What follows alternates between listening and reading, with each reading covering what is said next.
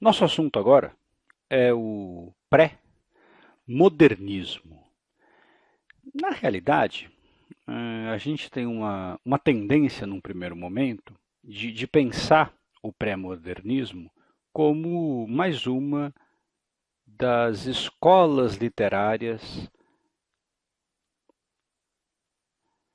da literatura brasileira. Mas eu vou evitar, na medida do possível, o emprego desse termo, escola literária, para me referir ao pré-modernismo. E eu vou optar por dizer que o pré-modernismo ele é um período literário. Ora, pode parecer só uma questão de nomenclatura ou de excesso de rigor aqui da minha parte, mas eu queria que você entendesse num primeiro momento que existe de fato uma diferença entre o que é uma escola literária e o que é um período literário. Na verdade, a escola literária, ela pressupõe um grupo de escritores que realmente tenham um projeto estético em comum. E não dá para a gente dizer que o pré-modernismo, nesse sentido, seja uma escola literária orgânica, com uma proposta artística sistematizada. Na verdade, o pré-modernismo, ele engloba um grupo de escritores que, na verdade, viveu e produziu no mesmo período. Basicamente aí, nos primeiros anos do século XX, entre 1902 e 1922. Bom, e o que aconteceu nesses 20 anos? Houve uma série de escritores que não eram nem realistas, nem naturalistas, nem parnasianos, nem simbolistas, nem românticos, que foram as escolas literárias que existiram no Brasil na segunda metade do século XX. Mas eles também não podem ainda ser considerados modernistas. E isso por um motivo muito simples. O modernismo no Brasil começa em 1922, com a famosa Semana de Arte Moderna. Ora, aqui vem então uma dificuldade de periodização literária. O que fazer com esses escritores que não estavam vinculados nem às escolas já existentes no Brasil, mas que ainda não podiam ser considerados modernistas? Houve a tradição de chamá-los então de pré-modernistas. E o pré-modernismo, ele engloba então uma série de escritores que não tinham exatamente as mesmas características. Portanto, a grande, digamos, característica desse período literário é justamente a falta de unidade. Esses escritores são marcados por uma profunda diversidade literária. Bom, mas o fato de existir essa diversidade não significa que a gente não possa encontrar algumas linhas mestras, digamos assim, da produção literária do período.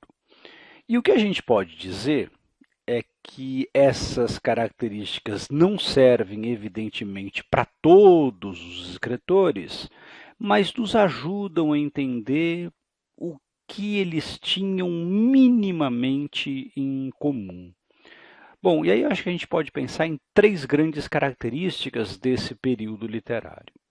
Bom, a primeira característica é a seguinte: quando a gente pensa na literatura do século XIX, principalmente na literatura do realismo, a gente nota que existe um grande interesse dos escritores por problematizar tudo aquilo que acontecia nos grandes centros urbanos, principalmente no Rio de Janeiro.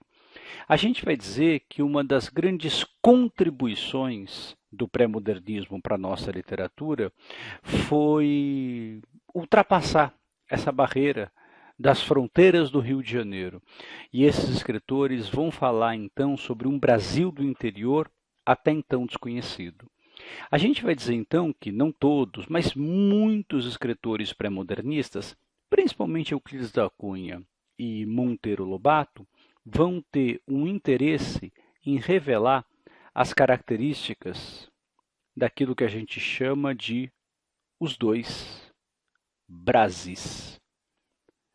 Um Brasil já conhecido, que é esse Brasil do litoral, esse Brasil do Rio de Janeiro, esse Brasil do realismo, e um Brasil do interior que estava sendo descoberto. Depois isso se torna uma característica muito importante do modernismo brasileiro. Em segundo lugar, a gente vai dizer que do ponto de vista da linguagem, existe uma valorização de uma linguagem mais informal, de uma linguagem mais solta, de uma linguagem menos culta. Então, essa valorização da oralidade é um outro traço que não vai unir todos os autores do período, mas vai unir alguns desses autores, principalmente aqui o Monteiro Lobato de novo e o Lima Barreto.